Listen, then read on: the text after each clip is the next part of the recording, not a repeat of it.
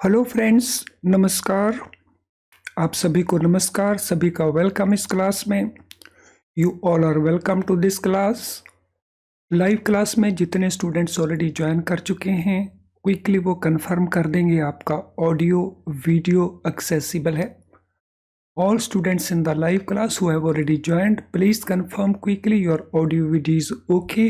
It is working properly. Yes, please confirm me quickly so that we can start the discussion. तो चलिए शुरू करते हैं discussion आज के सेशन में।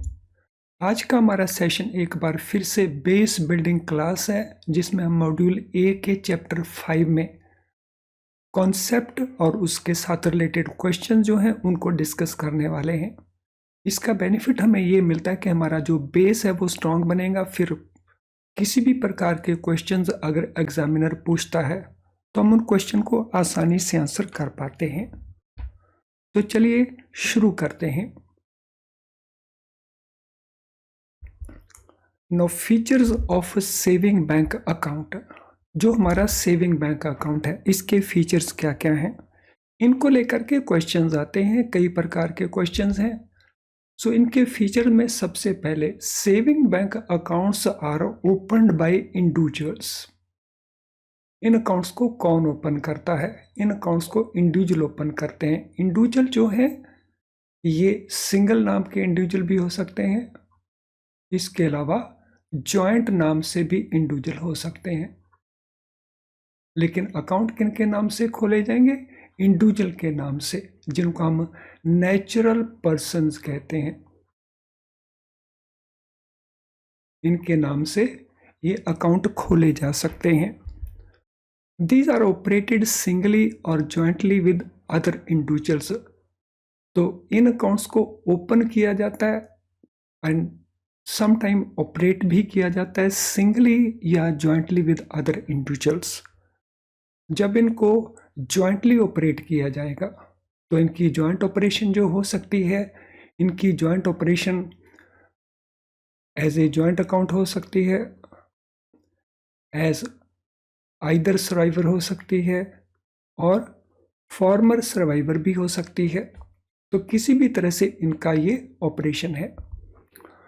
Accounts can be open with और विदाउट चेक फैसिलिटी। इन अकाउंट्स को चेक फैसिलिटी के साथ या बगैर चेक फैसिलिटी के भी ओपन किया जा सकता है।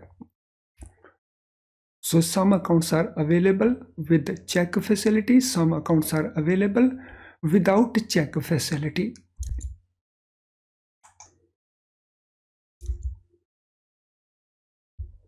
Cash withdrawals can be allowed through withdrawal slip. So जो कैश विड्रॉल है उन अकाउंट्स में जहाँ पे वो अकाउंट विदाउट चेकबुक फैसिलिटी है, तो विड्रॉल कैसे परमिट किया जाएगा कैश के अंदर? So cash withdrawal will be allowed only through withdrawal slip. और जो विड्रॉल स्लिप है वो प्रोवाइड की जाती है at bank branches. So bank branches के काउंटर्स के ऊपर withdrawal slips are available which can be used. लेकिन जब भी विड्रॉल स्लिप के साथ कैश विड्रॉ किया जाएगा तो मैंडेटरी रिक्वायरमेंट क्या है? It must be accompanied by passbook. So अकेले विड्रॉल स्लिप के बेसिस के ऊपर कैश पेमेंट नहीं लिया जा सकता। Passbook should also be available with the customer at that time. अगर ये विड्रॉल चेक के थ्रू है तो फिर पासबुक अकम्पनी करे, ये रिक्वायरमेंट नहीं है।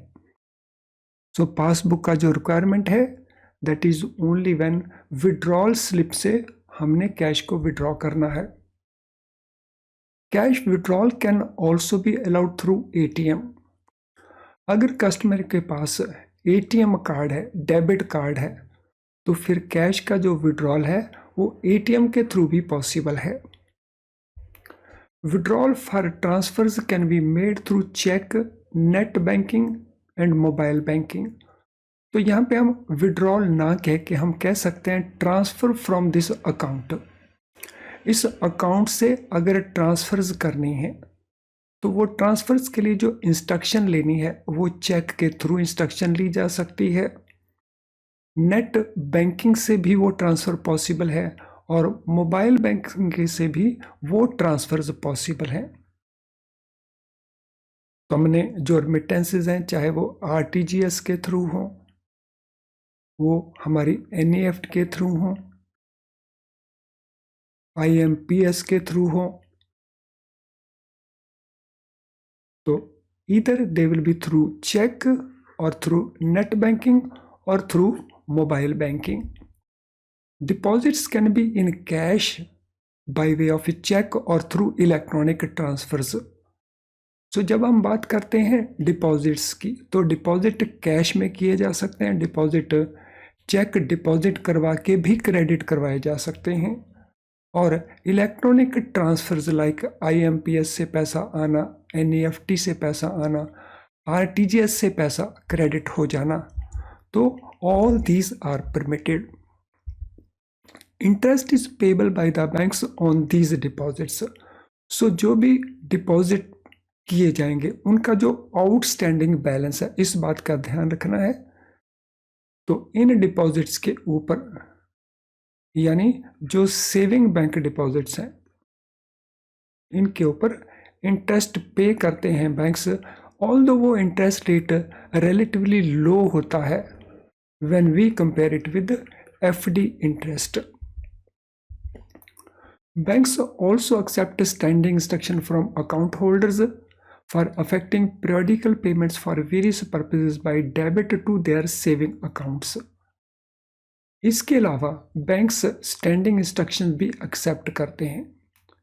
स्टैंडिंग इंस्ट्रक्शंस में बैंक जो है on behalf of the customer, on behalf of the account holders कुछ पीरियोडिक पेमेंट करता है, जैसे कस्टमर हमें डायरेक्ट करता है, और ये पीरियोडिक पेमेंट्स हैं फॉर वेरियस पर्पसेस, जिसमें सेविंग अकाउंट को डेबिट किया जाएगा and some other account will be credited.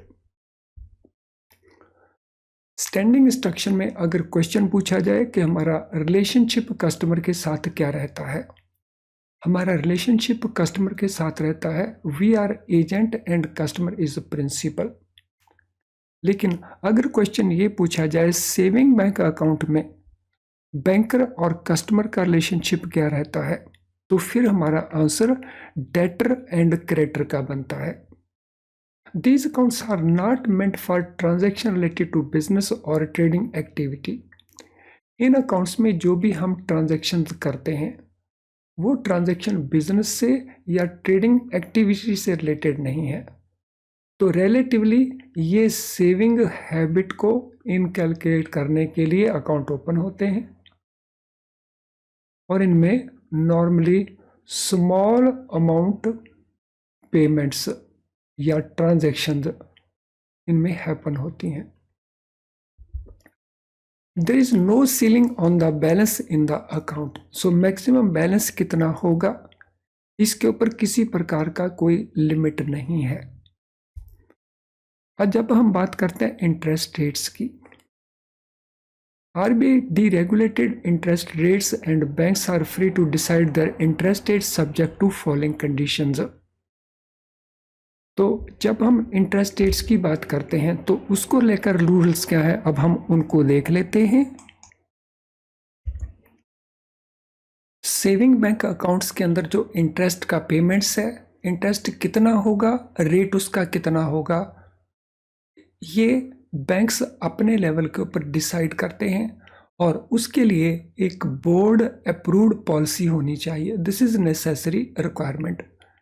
ये पॉलिसी बैंक का बोर्ड तय करेगा, और क्या क्या कंडीशंस हैं इंटरेस्ट रेट्स रिलेटेड वो भी देख लेते हैं in case of saving bank accounts.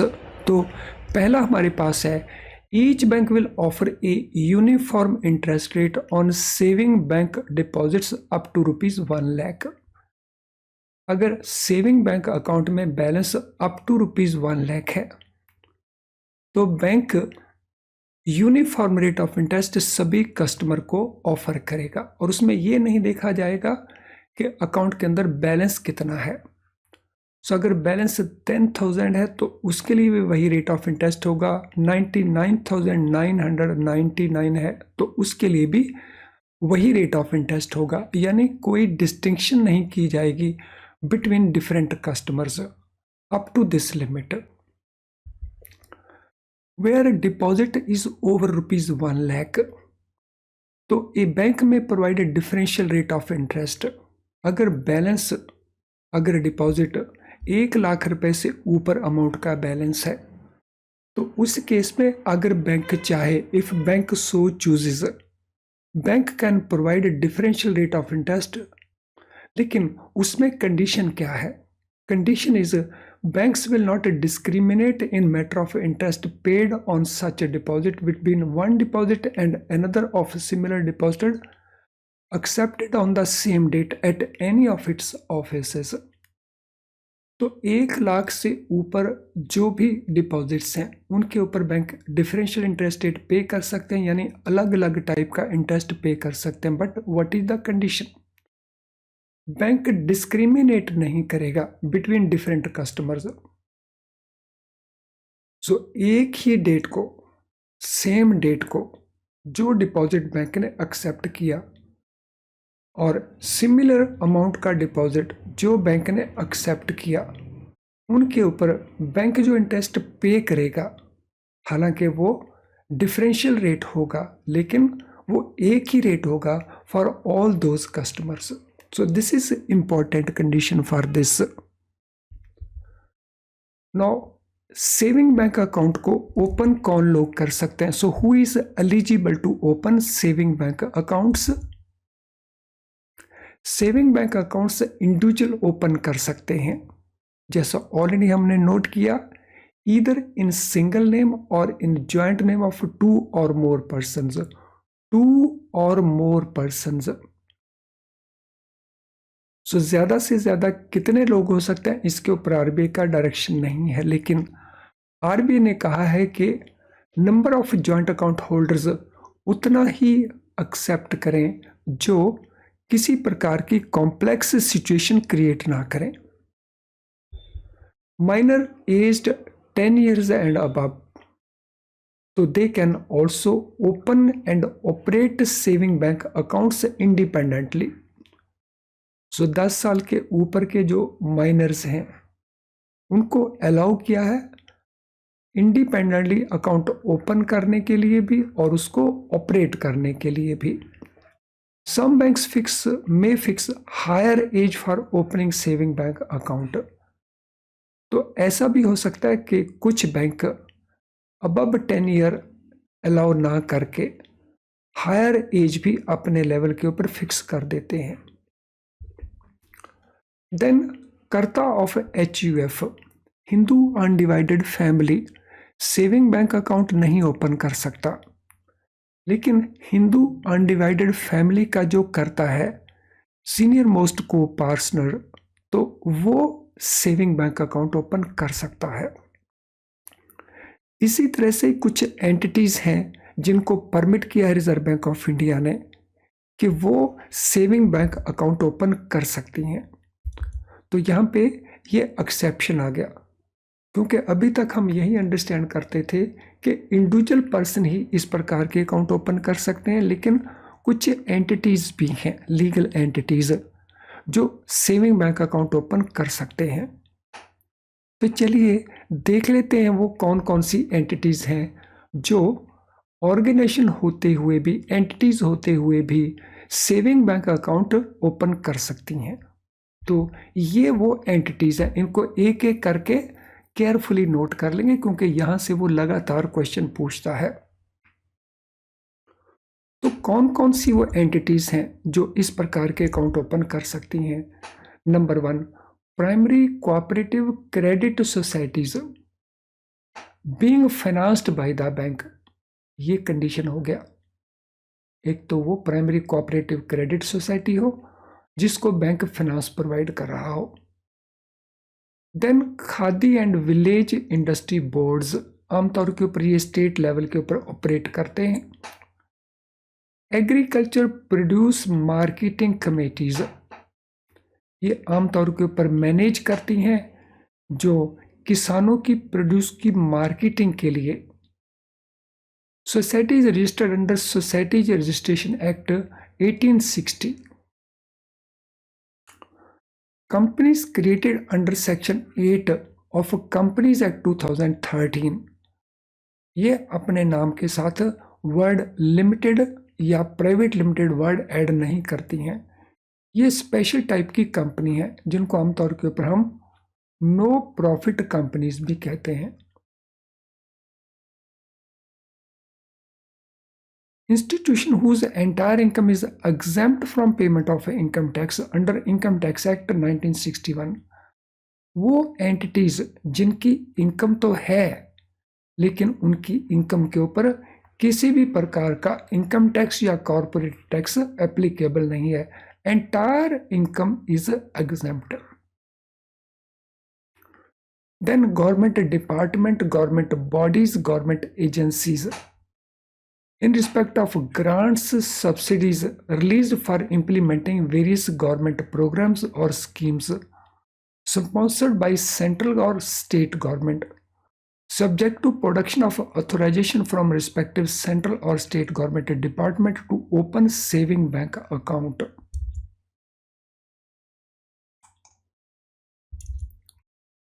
So ये गवर्नमेंट के डिपार्टमेंट्स हैं, पर्टिकुलरली ये किस चीज़ में एंगेज्ड हैं? जो सब्सिडी ग्रांट्स वगैरह प्रोवाइड करते हैं under various government programs. Then self help groups वो भी सेविंग बैंक अकाउंट ओपन कर सकते हैं, वो रजिस्टर्ड हों तो भी, अनरजिस्टर्ड हों तो भी। लेकिन वो काम क्या कर रहे हैं? वो प्रमोट कर रहे हैं saving habit among their family members. So self help group को जो मेंबर्स हैं वो पैसा सेव करते हैं और उस सेव किए हुए पैसे को बैंक में सेविंग बैंक अकाउंट ओपन करके सेव किया जाता है। देन फार्मर क्लब्स, तो फार्मर क्लब्स विकास वॉलेंटियर वो हैं, वाहिनी उनको कहा जाता है। तो नॉर्मली इनको नाबार्ड जो है प्रमोट करता है। ये वो सारी संस्थाएं हैं जो सेविंग बैंक अकाउंट ओपन कर सकती हैं। सो इंडिविजुअल हो गए एंड ये स्पेसिफिक ऑर्गेनाइजेशंस हैं जो इस प्रकार के अकाउंट्स ओपन कर सकते हैं।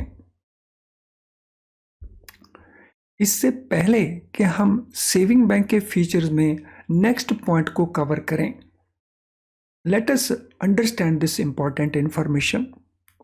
फ्रेंड्स, अगर आप अपना प्रेपरेशन IIBF बुक्स को यूज करके कर रहे हैं तो आपके सामने कुछ इश्यूज अराइज हो सकते हैं, जैसे डिफिकल्ट टू अंडरस्टैंड।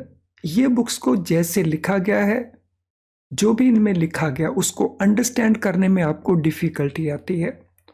डिफिकल्टी के कारण आप इसको बार बार प्रिपेयर करते हैं, भूल जाते हैं, जिससे आपका टाइम भी बहुत सारा कंज्यूम होता है।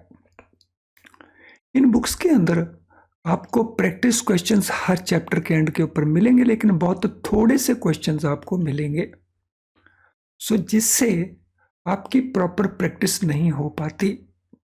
सो अगर आपको ये वाले इश्यूज फेस कर रहे हैं आप, तो इसका सॉल्यूशन क्या है? इसका सॉल्यूशन है हमारे बेस्ट क्वालिटी लो प्राइस्ड वीडियो लेसन्स। बहुत ही कम प्राइस के ऊपर ये वीडियो लेसन्स मटेरियल अवेलेबल है।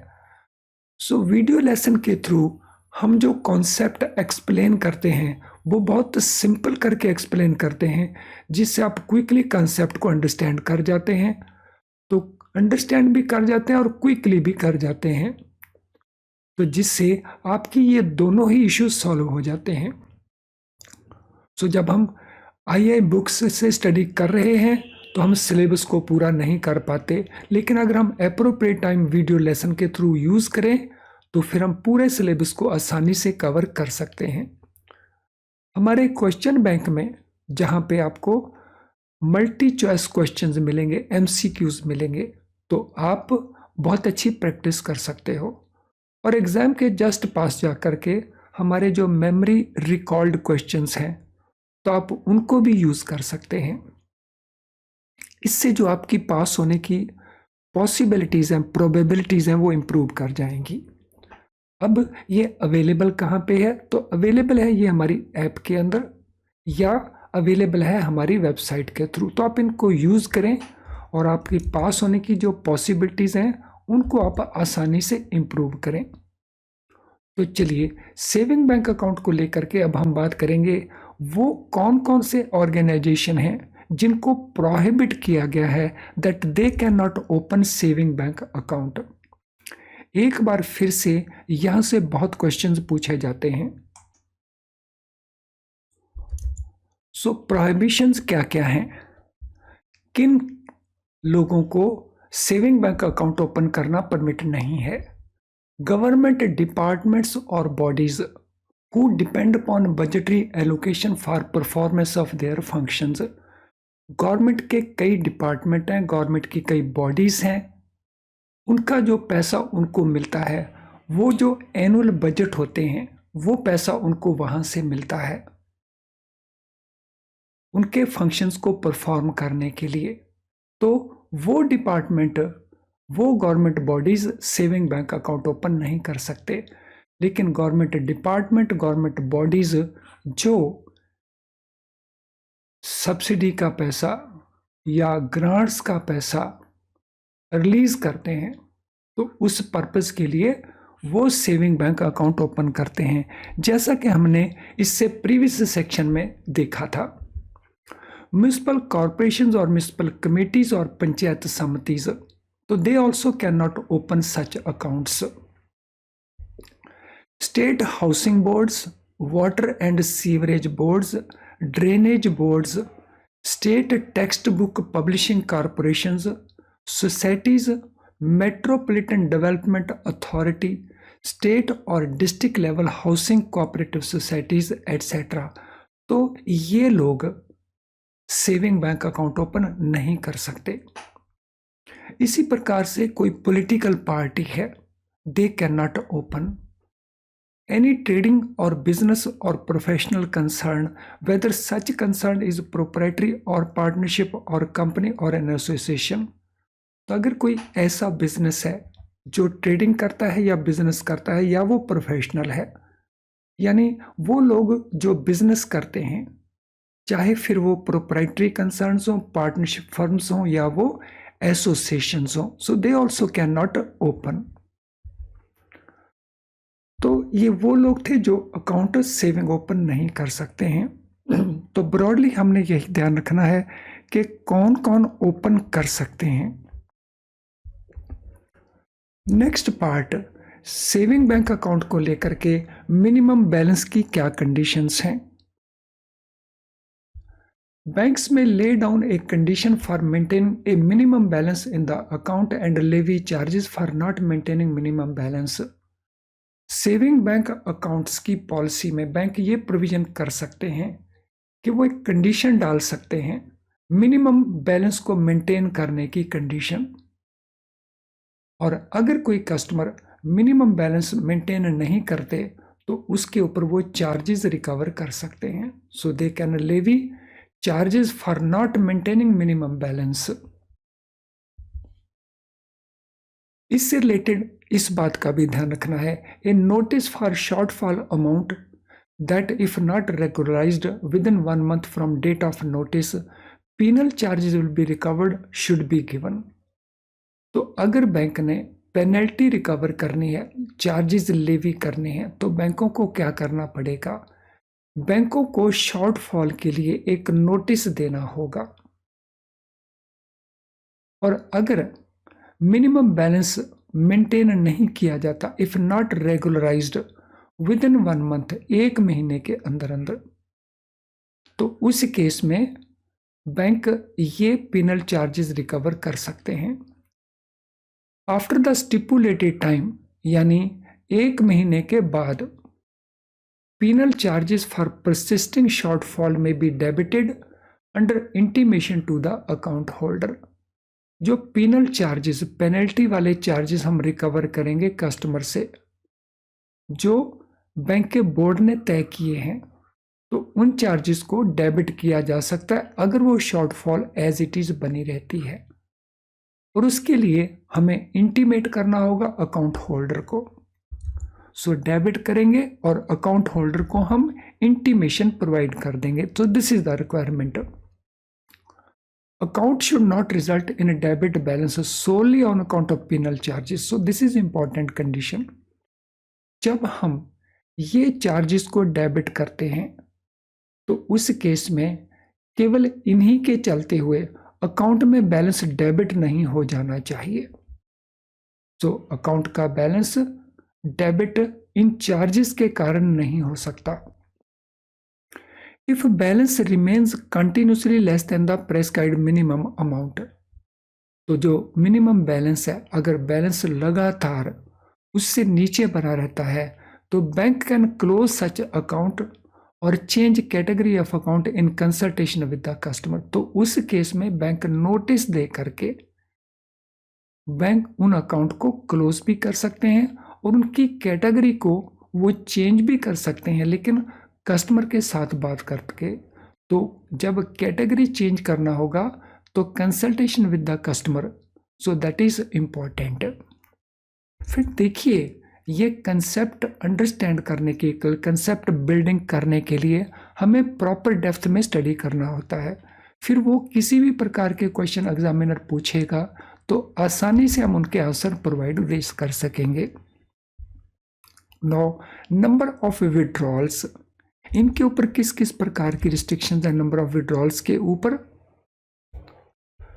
सम time number of withdrawals permitted during a period are restricted, तो कभी बैंक ऐसा भी करते हैं कि विदाउट एनी चार्जेस कितनी विड्रॉल कस्टमर को अलाउ की जाएंगी, तो बैंक इस प्रकार की रिस्ट्रिक्शन इंपोज कर सकते हैं। So they can impose.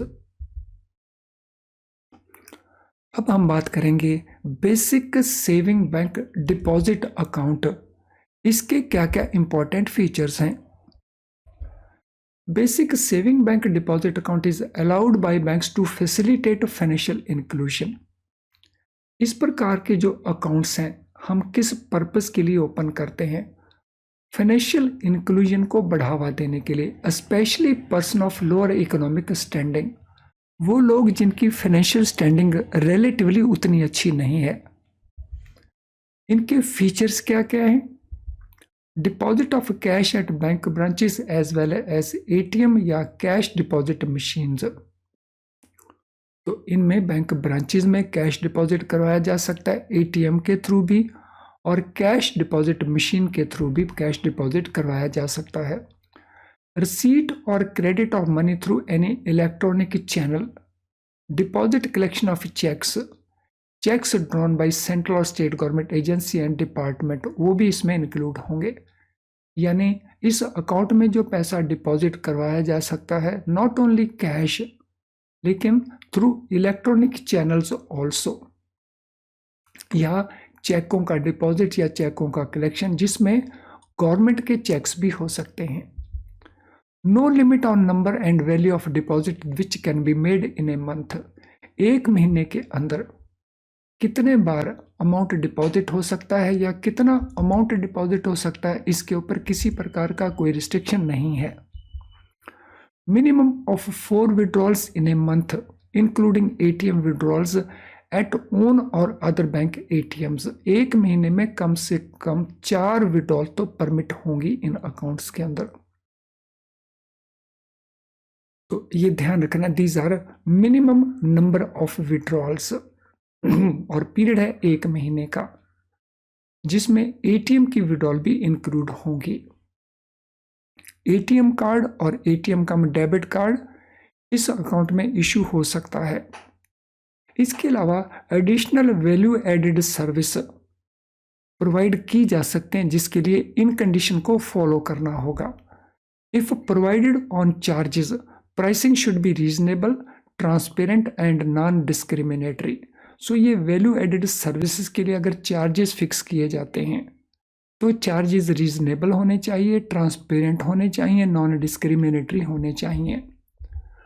Availment of such services as point of option of the customer, ये सर्विस कहाँ पे अवेलेबल होगी, तो कस्टमर का जो ऑप्शन है, कस्टमर का जो चॉइस है उसके हिसाब से ये सर्विसेज अवेलेबल होंगी। No stipulation of minimum balance, इसमें मिनिमम बैलेंस को मेंटेन करने की कोई कंडीशन नहीं है। Accounts with additional services additional cost will not be considered as BSBD account, तो जिन अकाउंट्स में ये एडिशनल सर्विसेज प्रोवाइड की जाएंगी वो BSBD अकाउंट कैटेगरी में नहीं आएंगे, so they will be normal account. A person can have only one BSBDA in the banking system. एक पर्सन का केवल एक ही अकाउंट हो सकता है BSBDA पूरे बैंकिंग सिस्टम के अंदर। Holders of BSBDA account will not be eligible for opening any saving bank account in that bank. अगर किसी का BSBDA अकाउंट है तो उसी बैंक के अंदर वो सेविंग बैंक अकाउंट नहीं खोल सकता। Any other existing saving bank account in that bank should be closed within 30 days. तो BSBDA अकाउंट अगर ओपन किया है तो उस पर्सन का अगर कोई और सेविंग बैंक अकाउंट उस बैंक के अंदर है तो BSBDA अकाउंट ओपन करने के within 30 days this account has to be closed. The customer can have any other type of deposit. तो कस्टमर और तरह के डिपॉजिट मेंटेन कर सकते हैं लेकिन सेविंग बैंक अकाउंट वो मेंटेन नहीं कर सकता है for this purpose. So these were very important features of our saving bank accounts. Friends, आज के सेशन से रिलेटेड अगर आपका कोई भी क्वेश्चन हो तो इस वीडियो के कमेंट बॉक्स में आप अपने क्वेश्चन को टाइप कर सकते हैं, वहाँ हम सूटेबली उसको आंसर करके आपकी हेल्प करेंगे। इसके अलावा अगर आपकी कोई जनरल क्वेरी हो तो ये हमारा ईमेल आईडी है, इस ईमेल आईडी के ऊपर हमें आप पोस्ट कर सकते हो अपनी क्वेरी को। आज का सेशन अगर आपको यूज़फुल नहीं लगा तो इस वीडियो को डिसलाइक करके ज़रूर जाना, लेकिन अगर वो आपको यूज़फुल लगा है तो फिर लाइक करने में संकोच ना करें, बिकॉज आपका लाइक करना मीन्स यूट्यूब इस सेशन को और बहुत सारे स्टूडेंट को दिखाने का कोशिश अपने लेवल के ऊपर करेगा। तो आपका लाइक करना केवल लाइक करना नहीं है, दूसरे स्टूडेंट्स की हेल्प करना है। इस वीडियो के लिंक को आप शेयर कर सकते हैं अपने सोशल मीडिया अकाउंट के ऊपर, जहां से आपके फ्रेंड्स कुलीग्स इस सेशन को वॉच कर सकते हैं। चैनल अगर आपने अभी तक सब्सक्राइब नहीं किया है तो बेल आइकन के साथ इसको सब्सक्राइब कर देना ताकि आपको हमारे सारे नोटिफिकेशन ऑन टाइम मिलें और किसी भी क्लास को आप मिस ना कर रहे हों। तो चलें अब आज के सेशन को हम वाइंड अप करते हैं, तो हम कंटिन्यू करेंगे discussion in other sessions. Thank you friends and all the best.